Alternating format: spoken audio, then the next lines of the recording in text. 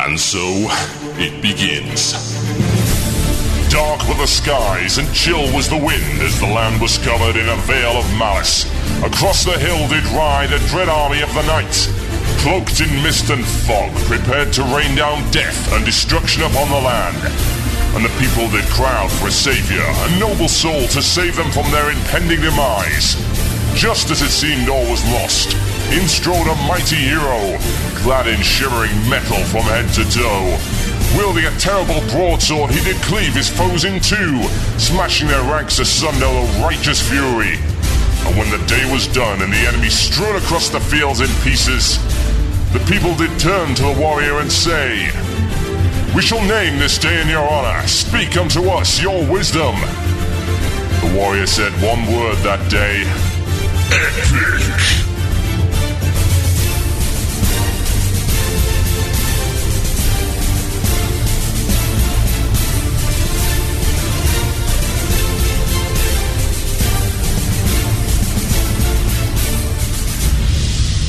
One man, one murloc, one giant angry badger. This is Blue Plz.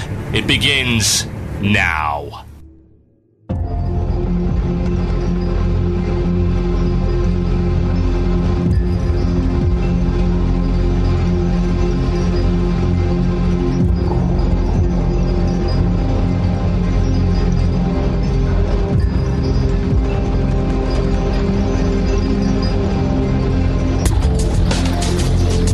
Yes, indeed, folks. Welcome, I suppose. Yes, to Blue Plz here on TotalBiscuit.com with myself, TotalBiscuit. The date today is the 18th of June, 2010. It is 8 p.m. British summertime. It is 3 p.m. in the east of the United States. It is 9 p.m. in the evening over in, well, Central European summertime, I believe. And you're listening to the most vitriol-stoked and, quite frankly, angry show on the internet. Yes, indeed. This is Blue Plz, and I have a lot of content this week. You can always rely on Blizzard to do something absolutely disastrous, just when I need it most. You gotta thank them for that, really. They've got to listen to this show. They surely do. It's like, I can imagine Messenger Boy heading over to Mike Morhaime in great distress, sweat pouring from his brow as he shoots through the Blizzard HQ at lightning speed, knocking over desks, tables, and random interns as he passes. And finally, he bursts through the doors of Mike Morhaime's office. Mike Morhaime looks up, startled, and he asks, "Good Lord, man, what is it?" He catches his breath for a moment, panting. Sweat drips on the floor. He almost falls to his knees in sheer pain and exhaustion, and he proclaims, with the last dying breath, "Blue Plz is running out of content." Mike Morhaime says, "Good God, man, how can this be?" "I don't know, but here, tell my wife and children that..." Yes, out of the way. "We must do something completely awful." "What can we do?" "Well, we could announce Wrath of the Lich King 2, Lich Kingia. Or we could take out the two best features from Cataclysm just mere months before release. That shall give him the content he needs, and that shall elevate the show back to its rightful place as the most angry and vitriolic WoW show on the internet." And so the day was saved, and thank you, Mr. Mike Morhaime, for completely f***ing everything up. We'll be talking about that a little bit later on in the show, shall we? Yes, quite. Dear God in heaven, what are they doing? What are they thinking? Oh, yes. You didn't want those features anyway. You know, there's ones that were really high up the list of features and that everyone got really excited about and that you spent ages and ages talking about at BlizzCon and that everyone was asking loads of questions about and that always had threads on the forums. There was always great speculation and all the articles on Wowhead and MMO Champion and all the other good rating sites. You know, those features? You didn't want them anyway. No, you didn't want them. Absolutely not. But it's okay, guys. We've got to bring the dance studio back. They're not even going to actually do that, just FYI. So those of you hoping for the dance studio, well, two of you, no. What? Oh my God. Just as I am getting a modicum of faith back in this cult, just a tiny piece, they have to snatch it away. Talk about that a little bit later in the show, ladies and gents. Big rundown on MMO Champion and Wowhead. We're going through that in great detail. I'll be telling you why it's a complete freaking disaster. Also, coming up later on in the show, my second attempt to leave World of Warcraft. This one will be marginally more successful. Popular demand, and now that I have my internet connection back, this will be a live streaming video feature. So, there is a video channel that I have set up for Shoutcraft that I'm also going to use for this. All you need to do to access this video feature, if you're listening live, then you'll need to go to tinyurl.com/shoutcraft2. That's tinyurl.com/shoutcraft2. I will be streaming the feature all the way over there, so you can go check that out. What I will also say is that if you are listening via archive, this will be available as a video on demand that you can play whenever the hell you want. Yes, indeed. What I would also suggest is that you do not click on Lorxor's link in the channel. FYI, just stick him on ignore, and you will be absolutely sorted out. No problem at all.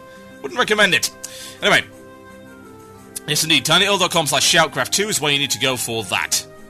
Hang around in there, and that will be happening at the end of the show. I will let you know when it's going on. There'll be a brief transitionary period whereby we go over there and I will show you around the latest MMO in my quest to leave WoW, which is Dungeons & Dragons Online. Yes, indeed. So, on we go, shall we, ladies and gentlemen? Couple of announcements.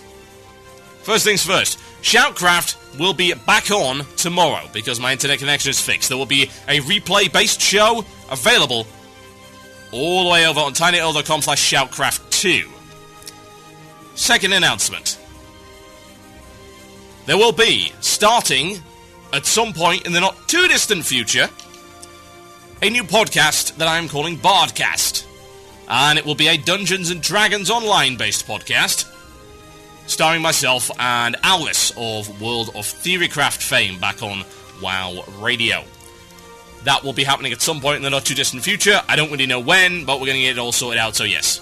Bardcast, DDO podcast. That'll be going on in the probably next month or so.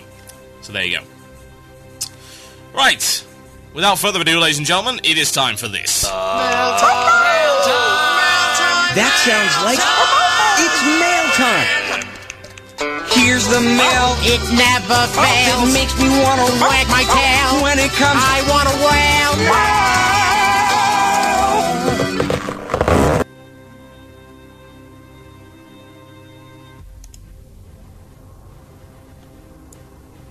Did I press the right button?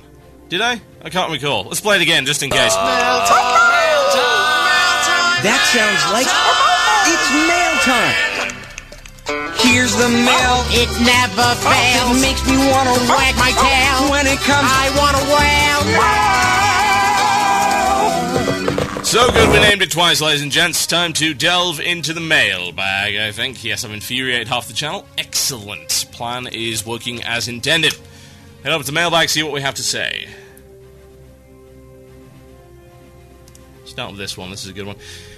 This is from Roski on Aloon, and he says this: Hi, TB. A journalism professor once told me that every company wastes half of their advertising money. The problem being no one knows which half is wasted.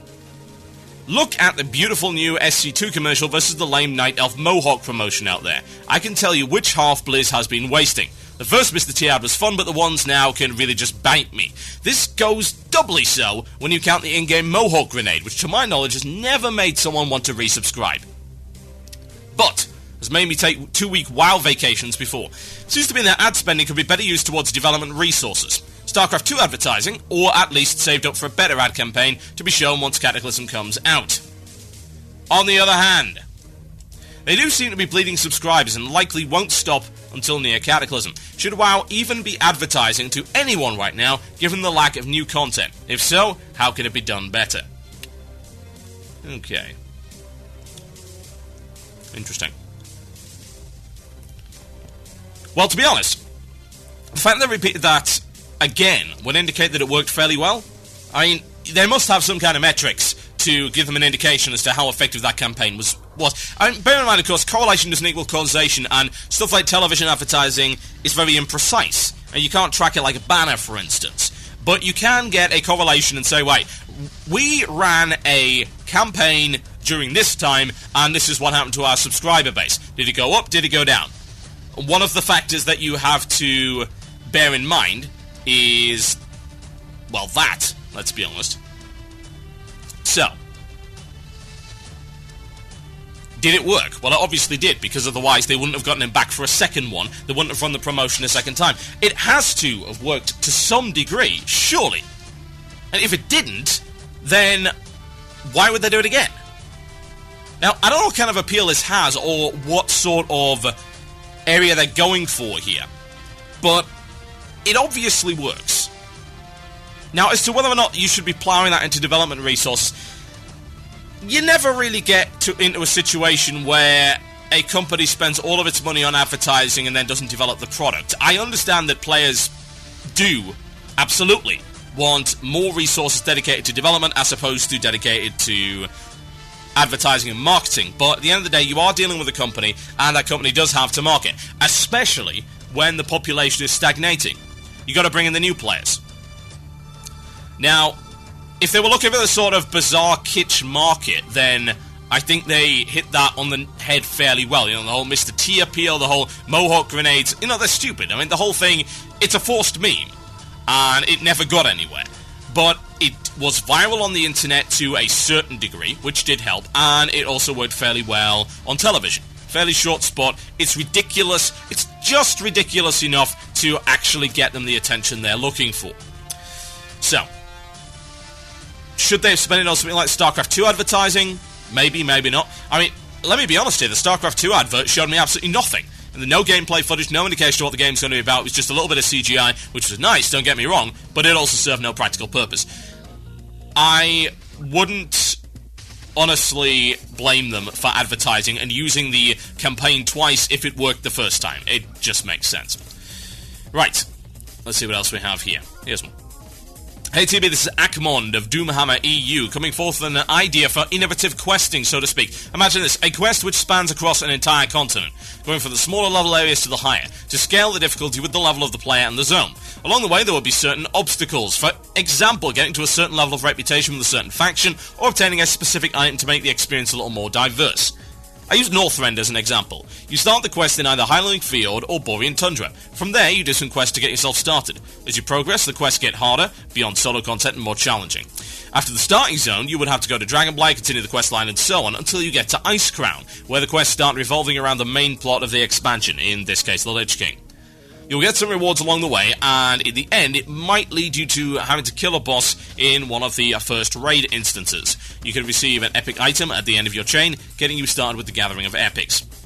I think that after a certain point in a quest chain, you get more compelled to complete it, because you've spent so much time to do it. Also, the promise of an epic reward at the end might be a good way of getting people enthused and wanting to complete it. What are your thoughts on the matter? Well, it's funny that you should mention epic there, an epic quest, because there is a game that's already done that. It's called Lord of the Rings Online. Lotro has a set of things called epic quests. And the thing about the Epic Quest series is that it's good. And I'm honestly surprised that it hasn't been done already. It's a good feature to rip off Lord of the Rings Online. It's one of its better features. I mean, Lotro is a great game, but it's also very similar to WoW. It does have some things that are better. The crafting system, for instance. Some of the PvE content is better as well. There's a little bit more diversity in classes, for instance. And one of the good things is, again, this Epic Quest series, that it's sort of personalised to you. I mean, it's sort of class-dependent. It's not necessarily personalised per se, but it does give you a hook into the story in a way that normal questing doesn't. It's good. It's well-narrated, the quests are generally well put together, and it's a lot of fun. And yes, you do get very cool stuff. So, should they do it? Well, yeah, absolutely. No doubt about it. They absolutely should not do that at all. If they would like to keep their subscribers, of course. Or if they would not like to be accused of copying. But who cares? Copy whatever the hell you want. It doesn't matter. That entire thing is designed. You know, this entire game is designed around taking other people's ideas and polishing them to perfection. That makes perfect sense. Why would you not want to do that? Why would you not want to steal that feature? It's been in there for years as well. I can't understand why they haven't done it already. I think that would certainly help in terms of tying the story together. I mean, the story from 1 to 60 is weak. Really incredibly weak. So very little. I would expect them to do a better job of that with Cataclysm, and I actually wouldn't be surprised if I saw a feature like that in Cataclysm. It's a perfect opportunity to do it, so why not?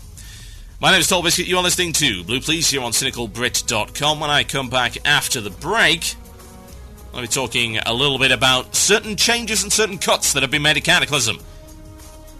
Enjoy. You're listening to the podcast, an archive of Blue Plz. Music was removed to comply with copyright law. If you'd like to hear the music, tune into the live stream on Fridays at 8 p.m. GMT. That's 3 p.m. EST, only on cynicalbrit.com. Friend, I've got what you need! A premium quality Ventrilo server from UGTservers.com! It's goblin engineering, you see! Not like those inferior gnome products, always backfiring. If you're short on cash, you can even share the cost of the server with Guild Deposit! Have those lazy guildies of yours pay their dues!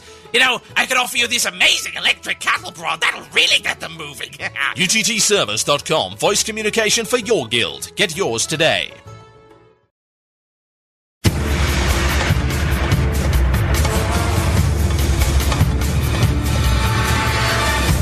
Yes, indeed, folks, listen to Blue Plz here on cynicalbrit.com with myself, TotalBiscuit. Well, I haven't played WoW in months, and I think a lot of you are aware of this, and honestly, I was running out of things to talk about, but Blizzard just provides in spades with their latest disaster. And this time I do actually mean it. This is not hyperbole. As far as I'm concerned, this is freaking terrible.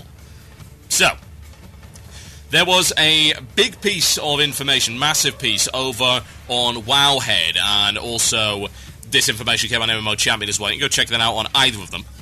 And this was a result of a press tour for several of the larger sites. Now, in doing so, they released a huge set of information, which a lot of it is bad. I mean, it's really bad. There's 3 pieces of information that are particularly terrible, and I'd like to focus on those one at a time today. Now, before I do, I'd like to preface this with the fact that it's not just about cutting content. The removal of this content represents a couple of key things. And most importantly is the fact that it is the abandoning of the idea that done when it's done is the way to develop. So, let's make a start, shall we? Head over to MMO Champion. You can read along with me. We'll see what MMO Champion has to say on this particular matter. So, the first thing is first. In Cataclysm, ladies and gents, one of the big features was Path of the Titans. It was touted as the alternate progression system. It was supposed to flesh out one's character, give you another way to progress that wasn't gear-based, and also give people that didn't perhaps like raiding all that much a way to progress their character. Sounded like a great idea. A lot of concept art was shown, a lot of system design was shown. They did come out and just say, hey, look, this is how we're going to do it. They did a whole panel on it at BlizzCon. Ton of information. Sounded like it was a little bit rough around the edges, but with polish it could really turn out to be something great. So what did they do? They cut it. It's gone. Completely. Totally, completely gone. Wow. Really? Okay, so they killed one of the biggest and best features, as far as I'm concerned, in Cataclysm that I was really looking forward to. So, this is what they had to say. The whole Path of the Titans idea has been removed from the game. It will no longer rely on archaeology or on any kind of PvE/PvP progression, and instead Blizzard will just introduce a new type of glyphs, medium glyphs. Medium glyphs will add a fun factor to abilities. It wouldn't be surprising to see something similar to the fortification or breakthrough glyphs first previewed during BlizzCon 2009. And that's it. Wow. Awesome. So we've taken out a feature that could have potentially been really great for both hardcore and casual players, for people that wanted to raid and people that didn't raid. We've taken out a layer of complexity that could have really taken the game beyond where it's been stuck for the past 5 years. And we're replacing it with another type of glyph. Yay! I am thrilled! Can't you tell I'm dancing around at this very moment on the camera? Yes, indeed! Ugh! Yes, glyphs! So thrilling! So exciting! God, glyphs are incredibly boring! Jeez!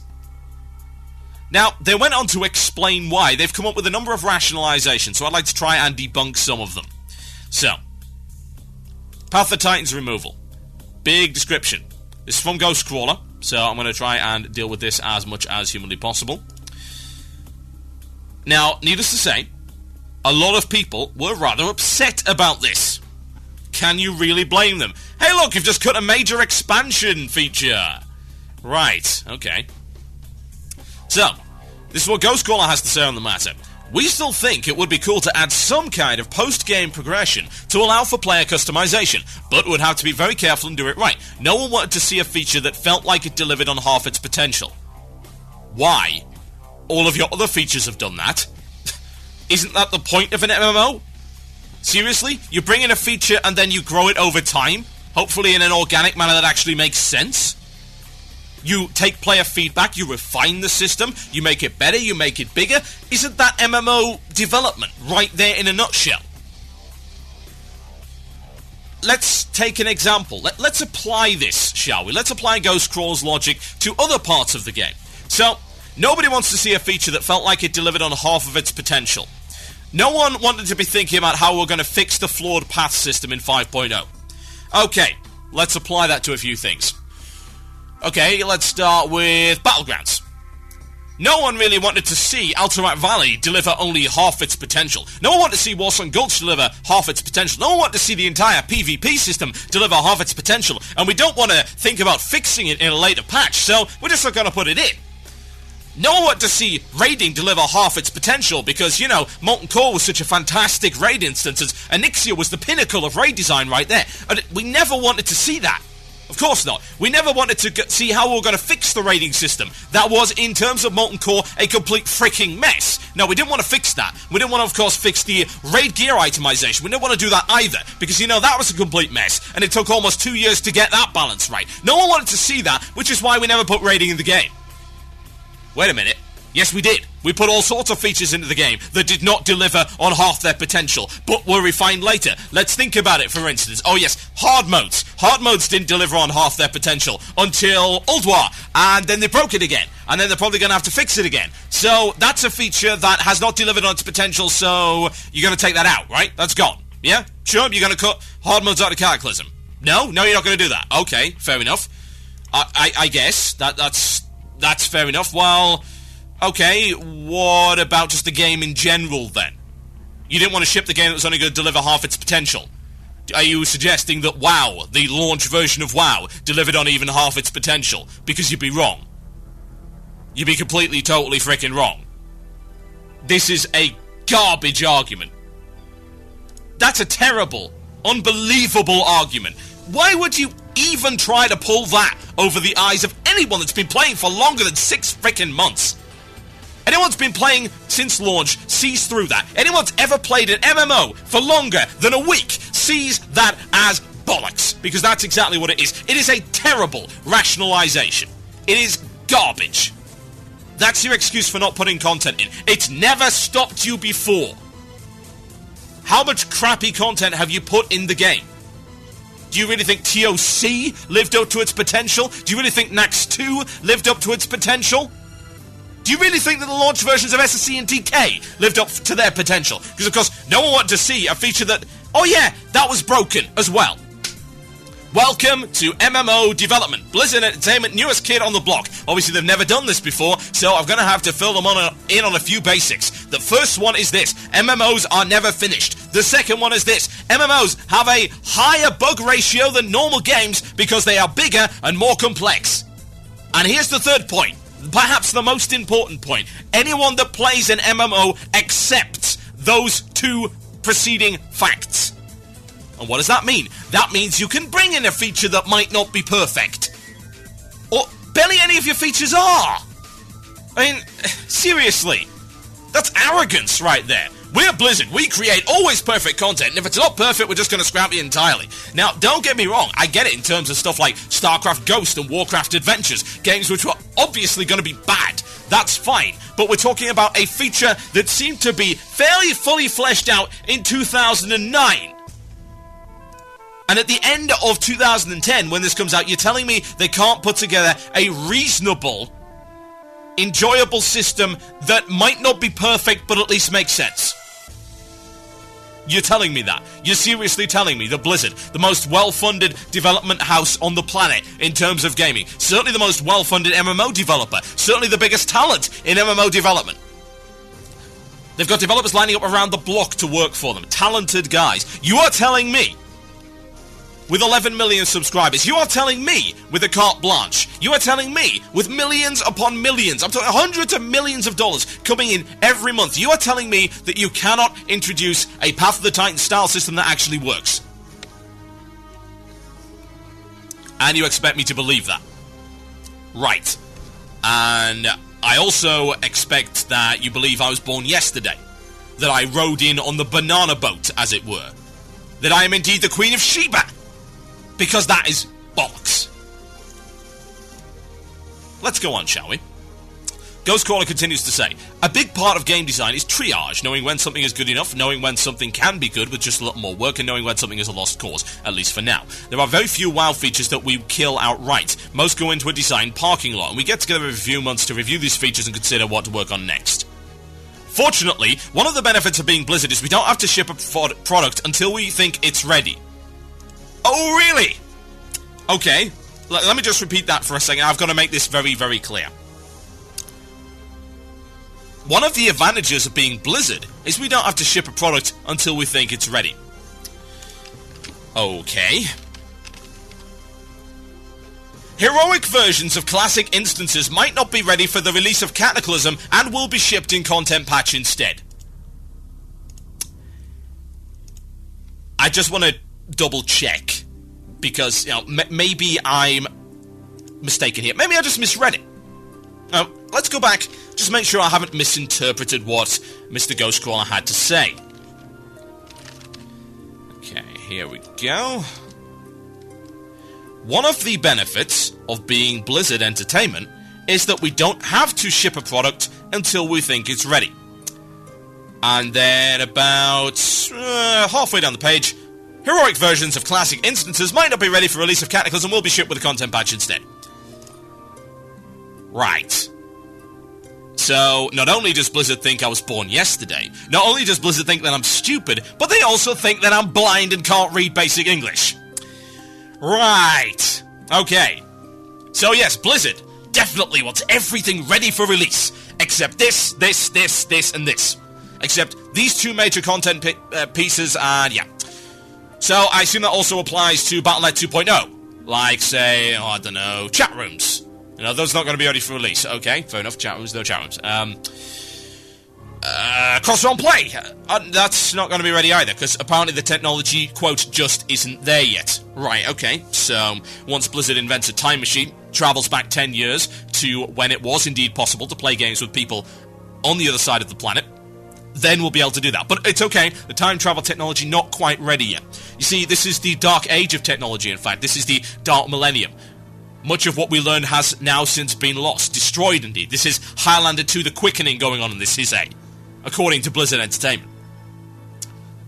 But yes, of course, we're not going to ship it until it's ready. No, that would be ridiculous. Yes. I assume we're not going to ship StarCraft 2 either, because, you know, that doesn't have proper balance yet, and half the features are missing, and Battle.net 2.0 is garbage.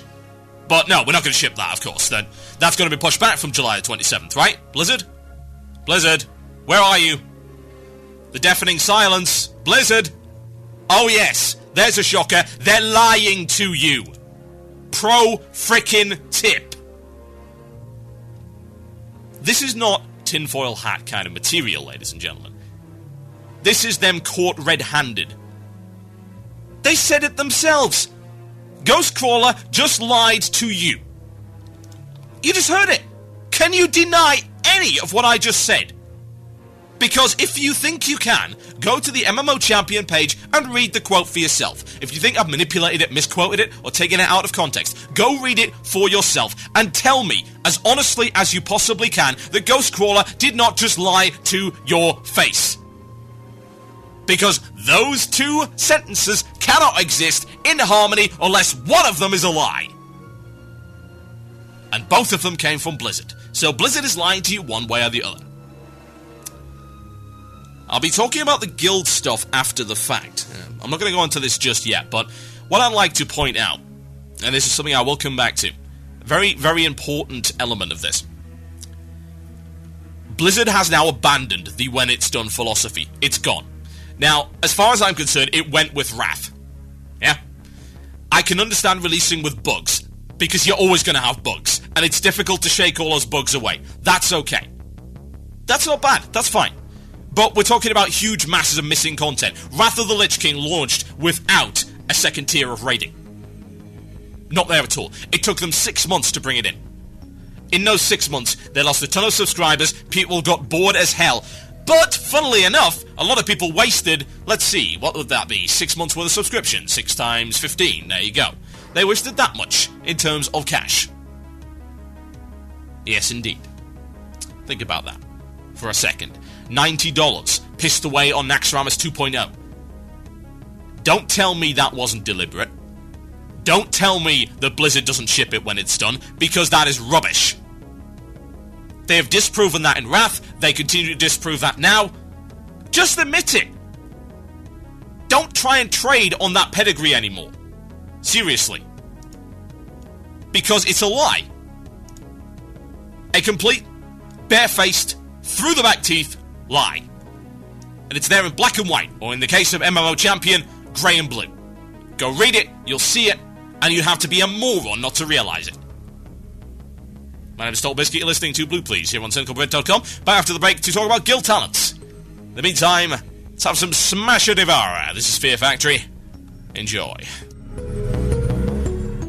You're listening to the podcast, an archive of Blue Plz. Music was removed to comply with copyright law. If you'd like to hear the music, tune into the live stream on Fridays at 8 p.m. GMT. That's 3 p.m. EST, only on cynicalbrit.com.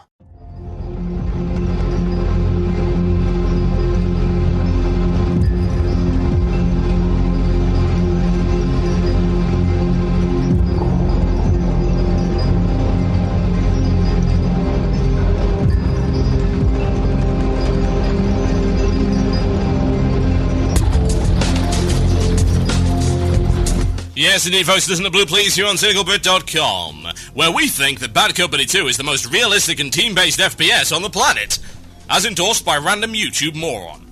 Right, let us carry on, shall we? So I managed to spend 15 minutes railing on them for that one, but that is, of course, not the only thing they announced. Bad shiz, ladies and gents. Bad! Very bad! Well, I can say, just a FYI, I'm going to be moving the show's format around a little bit this week. I'm going to do Illusion of Choice, yes indeed, after this. So you can send your email into the mailbag at cynicalbrits.com. I'll do your shout-outs then I'll put on the music track, and then we'll go over to the video channel to do the I'm Trying to Leave WoW video feature, which I hope should actually work, because I did the testing and everything's fine. It'll probably break, knowing my luck, but we'll see how it goes. Now, that was not the only feature cut, as I mentioned.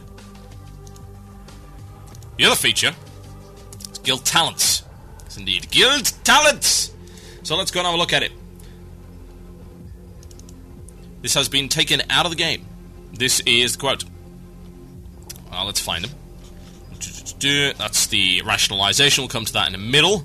Actually, there's two rationalizations. They have to explain themselves so very much for this. Here we go. This is the original. The guild talents are gone, and your guild now gets extra bonuses depending on its level. There are 25 levels, and each level will automatically reward you with more cool stuff. The leveling process remains unchanged, and your guild will gain experience through PvP, dungeon and raid progression, questing, etc. Guild currency has also been removed, and rewards will just be unlocked after you reach a specific level or complete achievement. Once a reward is unlocked, members will be able to purchase it with gold. Some of the rewards include guild tabards, mounts, heirlooms, and it looks like you'll finally be able to have a guild tabard on your mount, just like the Argent tournament banners. New members of a guild won't be able to buy everything directly. They will have to contribute to the progression of the guild before they can access the top rewards. Each time a player helps towards the leveling, he will gain reputation with the guild, and the best rewards will require players to be exalted with their guild before they can buy them. Okay. So, couple of problems with this. First thing, getting rid of guild currency, replacing it with gold is a dumb idea. Hey, let's have another gold thing in our game, because we can't balance our economy. Hurdy-dur. Yeah, okay, I'm sure that'll work out for you. More to the point, it's taking away choice. This is the best thing. They rationalise The best rationalisation that I've ever frickin' seen in terms of complete, utter disasters. So very, very stupid. Right. Here's their rationalisation for removing this from the game.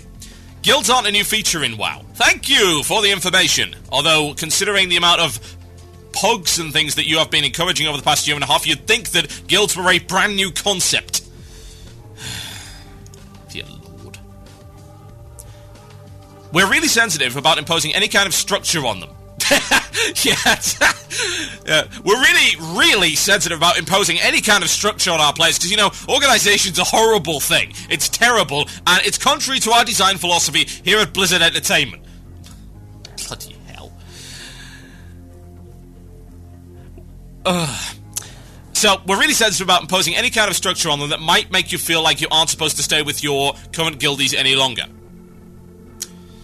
Okay. To that end, there were flaws with guild talents that we don't like. Guilds are, for the most part, groups of friends. Oh, you're serious? That's so cute! You actually believe what you're saying. No, they aren't. Guilds are organizations banded together for a particular common goal, which most likely involves raiding and or PvP.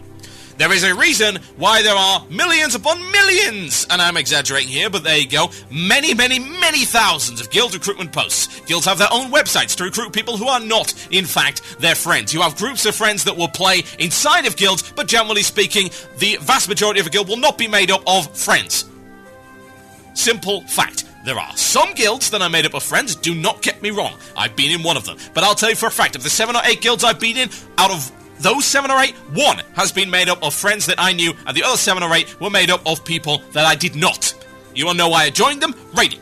Because that's the endgame. That's the progression. Raiding. That's why I joined them. It is not because they are my buddies, my friends.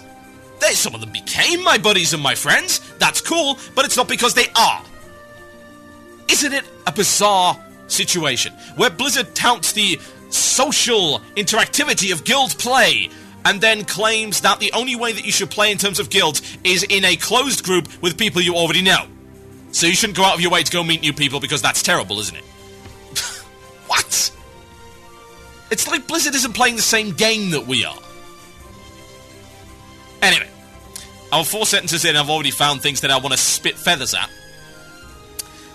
We don't want features that drive wedges between them. We don't want you to guild hop looking for the talents that suit you best. What, as opposed to guild hopping right now where you guild hop for, say, the guild that suits you best! We don't want players choosing, we want them to stick with their current guild, regardless of how frickin' terrible it is. We would love that, because that fosters the spirit of friendship and social interactivity. Isn't it glorious? Thank you, Mr. Mike Morhaime. Thank you for allowing us to see the light and enter a new golden age of social interaction that is now mandated and forced by Blizzard Entertainment for the low price of $15 a month. Or $18, of course, if you want to compete on the A8.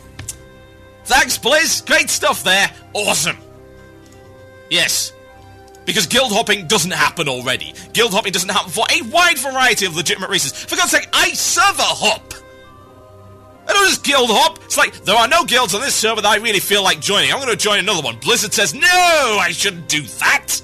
Absolutely not. I shouldn't leave a guild that is a complete frickin' misery. I shouldn't leave a guild that is stagnating, doesn't have enough good raiders to actually do the content. I should not leave a guild that is frickin' hopeless and doesn't even know how to not stand in the fire. I shouldn't do that because Blizzard says so.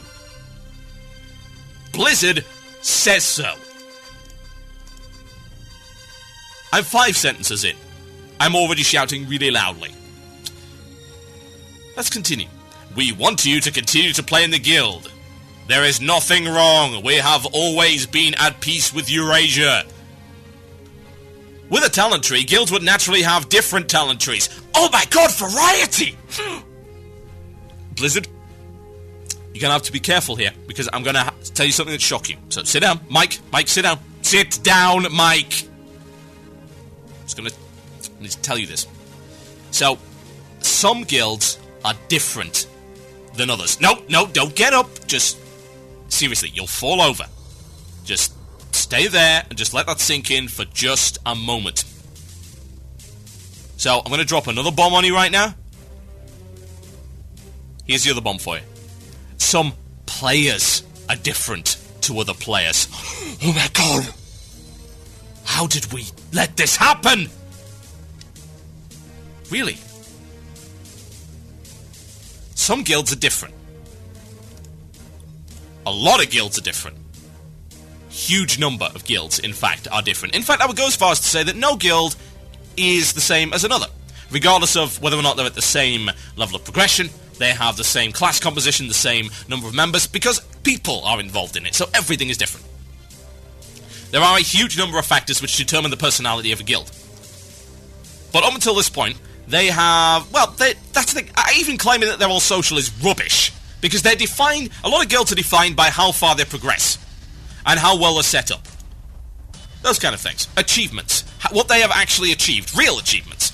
Not the gimmicky ones. Not the ones that give you merit badges. Real achievements. How good they are. They're defined by those things. As much as Blizzard would like you to believe that every guild is just a bunch of friends that met over MySpace. That is not the case. That is garbage.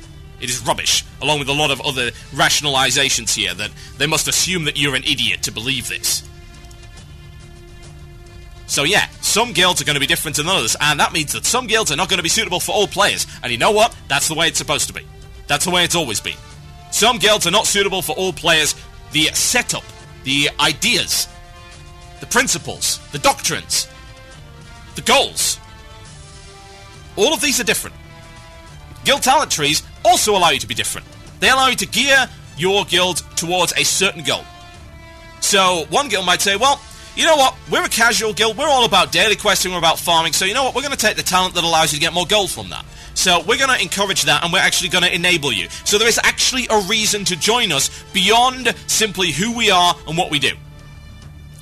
We have defined ourselves beyond what we were able to do before. We have set ourselves in stone, and we build a guild around a concept. And that concept is now supported by guild talents. Then it's another guild. Well, we're a raiding guild, so we like to do progression content, we like to do hard content. You know what? We wipe a lot. So we're going to take the talent that allows us to get reduced costs for repairs. And we're also going to get that really nice talent that allows a complete resurrection, like every once in an hour. That one. So we're geared towards raiding, so we take those talents.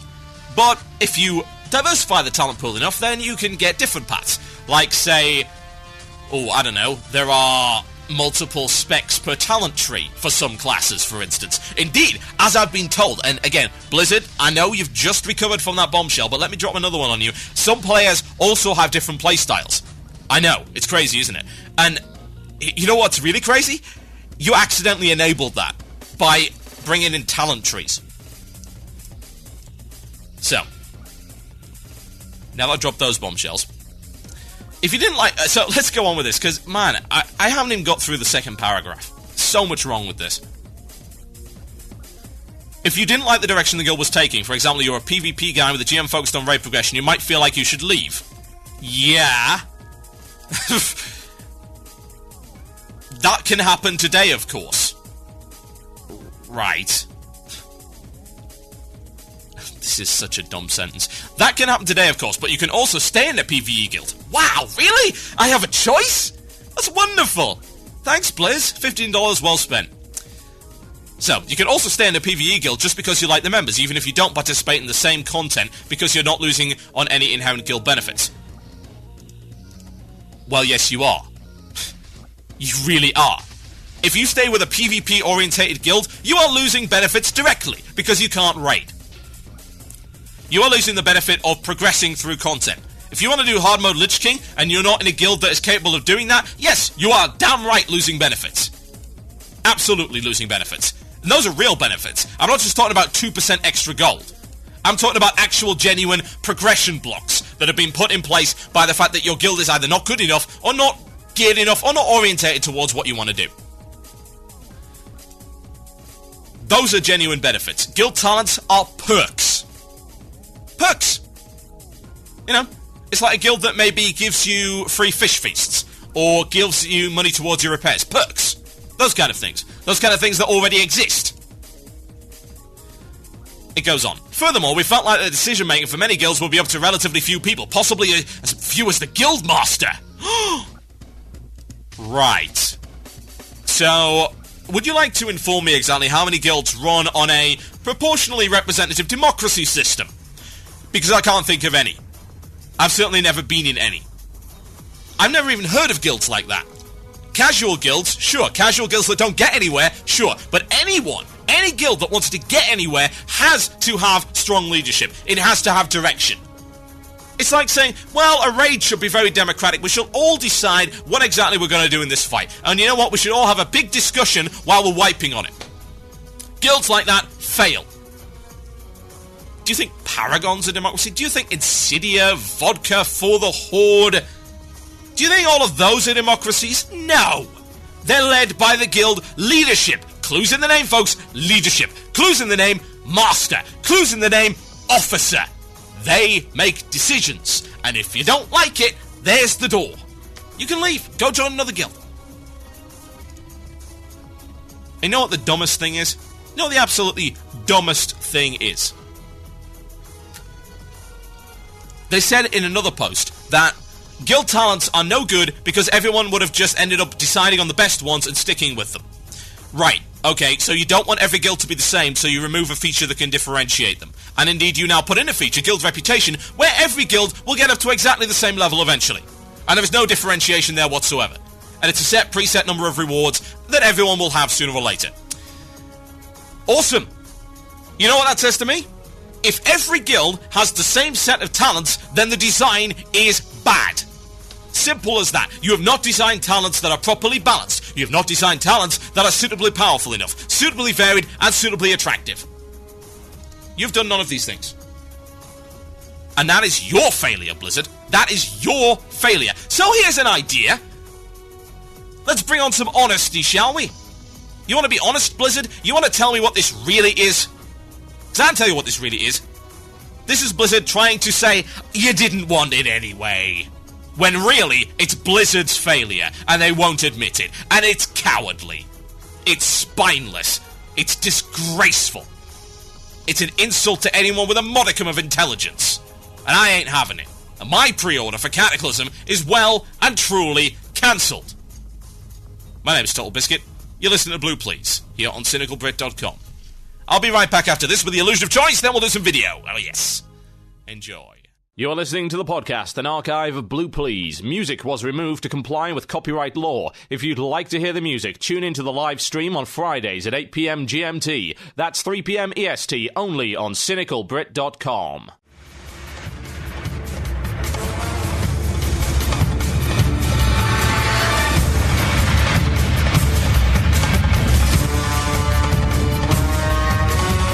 Yes, indeed, folks, it's the illusion of choice! Yeah, there's glass everywhere, it's dangerous, it's a health and safety hazard. It's a good job you're not in this studio, that I can tell you for a fact.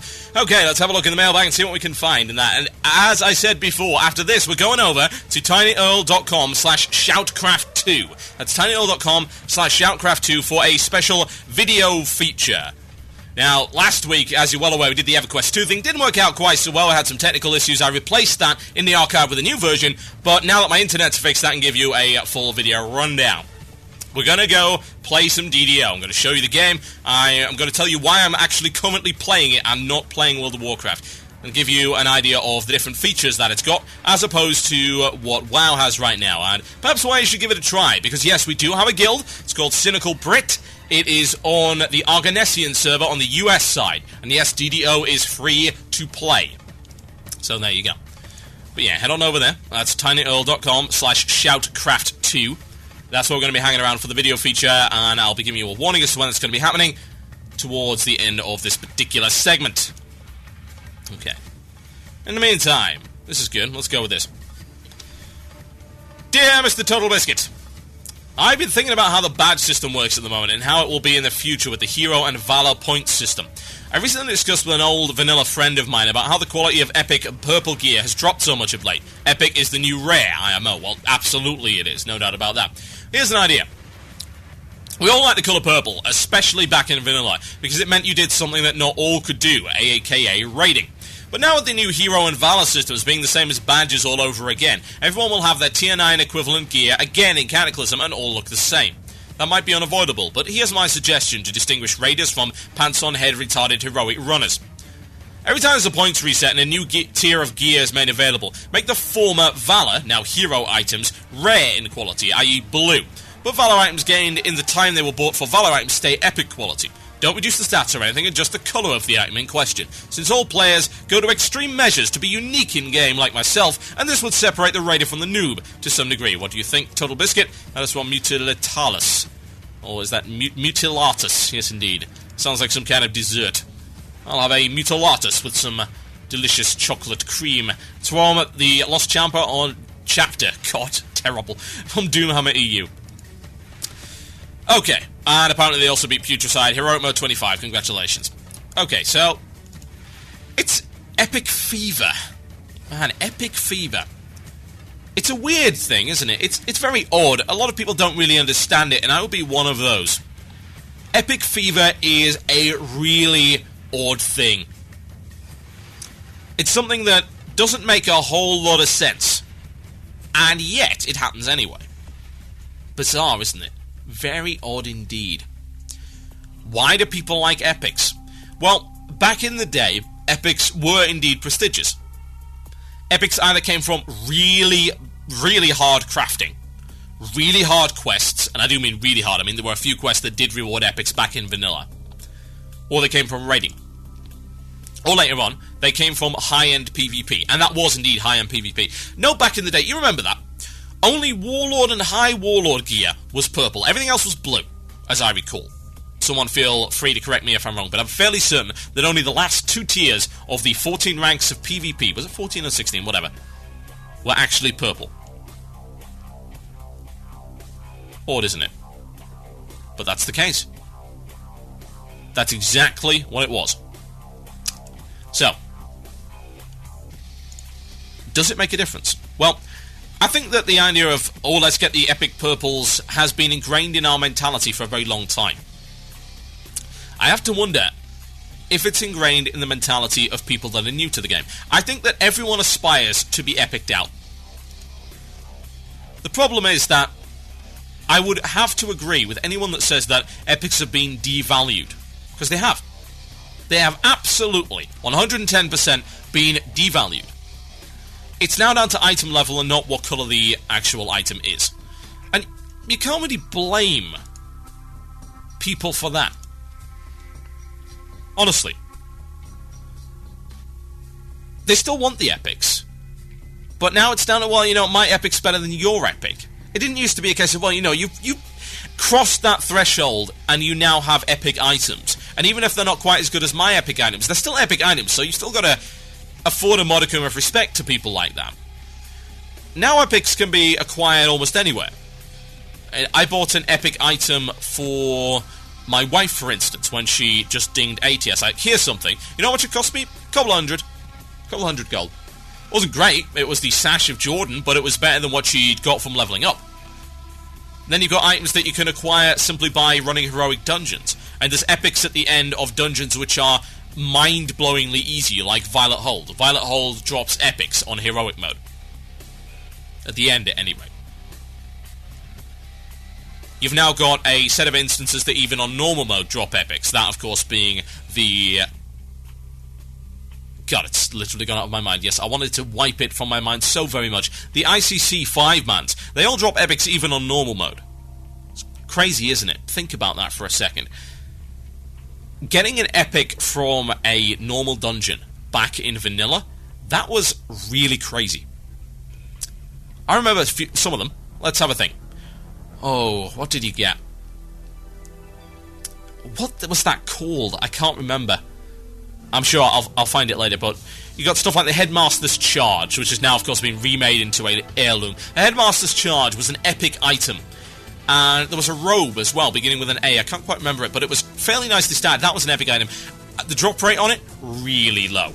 Crazy low. Let's go Wowhead and find out just how low that was. Because if you turned around to someone right now and you said, well, to get an epic item in anything other than raids, you've got to get, say, a 2% drop rate. They would look at you like you were crazy. Headmaster's Charge. Drop rate, 2%. From Dark Master Gandling. 395 out of them, out of 19,139 recorded kills. It's crazy, isn't it? Think about that for a second. There used to be a time when that actually happened. There used to be a time when epic items were incredibly rare in non-raid content.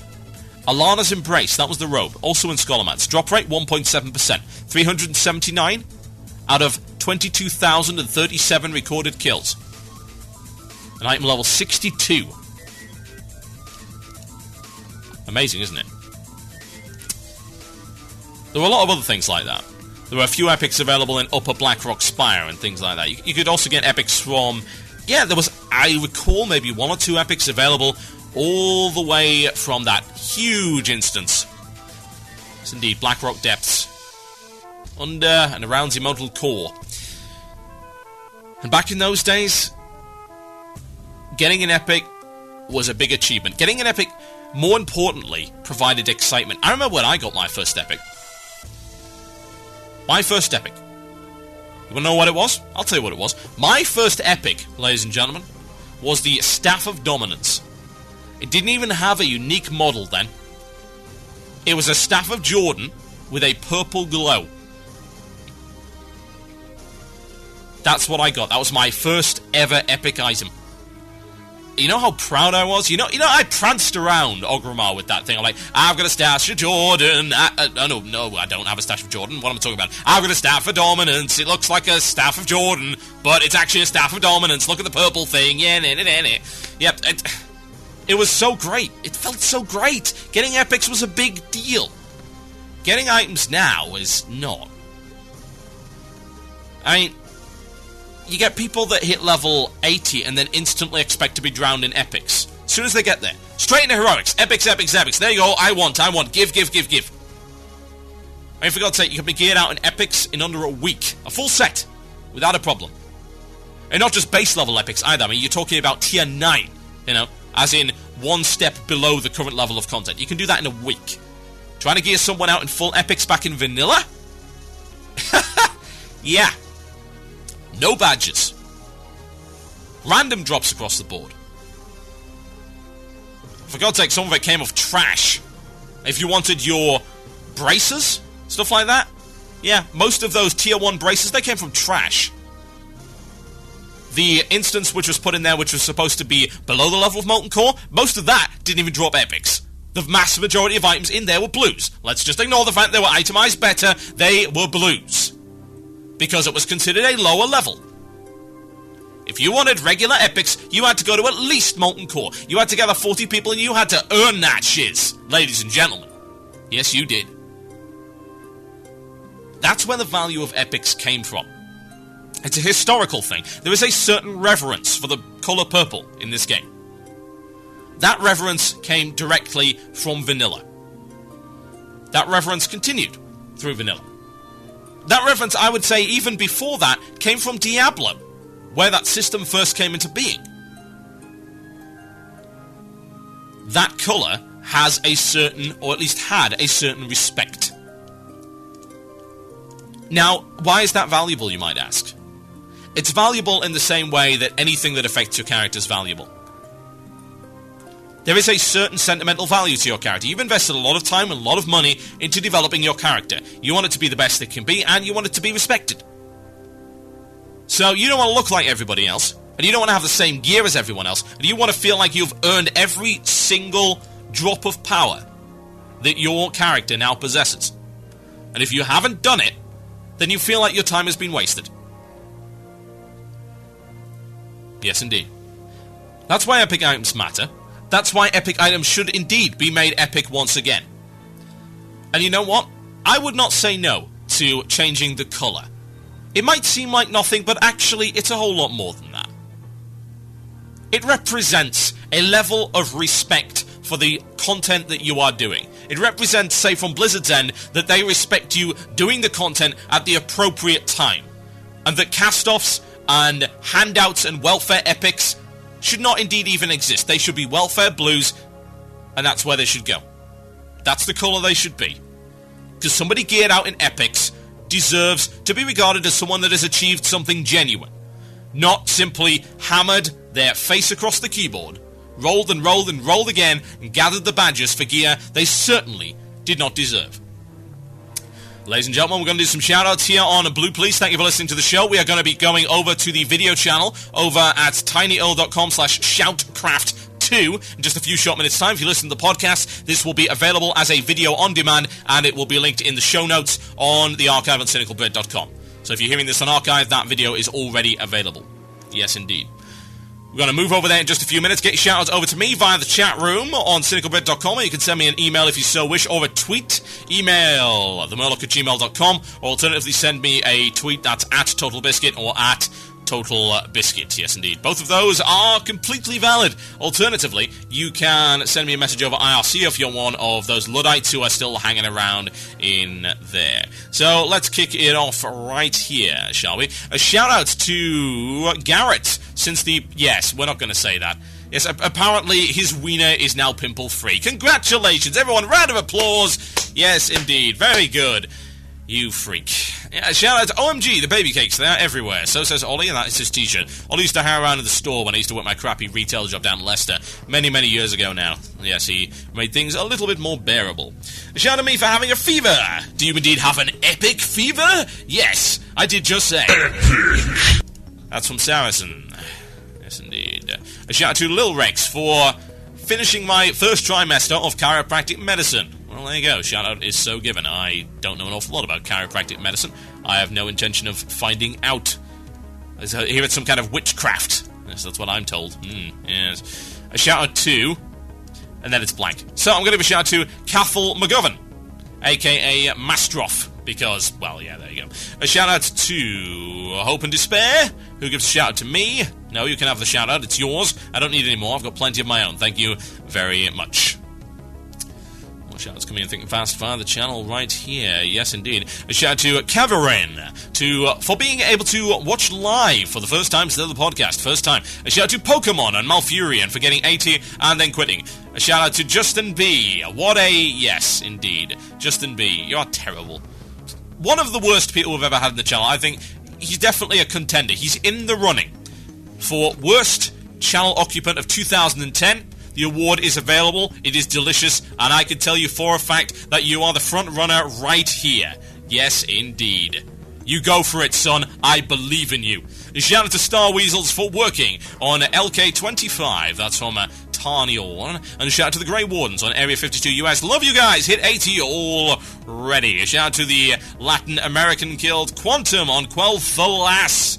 Yes, you can have it. Absolutely. And a shout out to Nitrium on Dragonblight EU for being awesome. And my music's gonna run out. Oh, God! Damn it. Give me my music back. Give it back, damn it. There you go. Fantastic.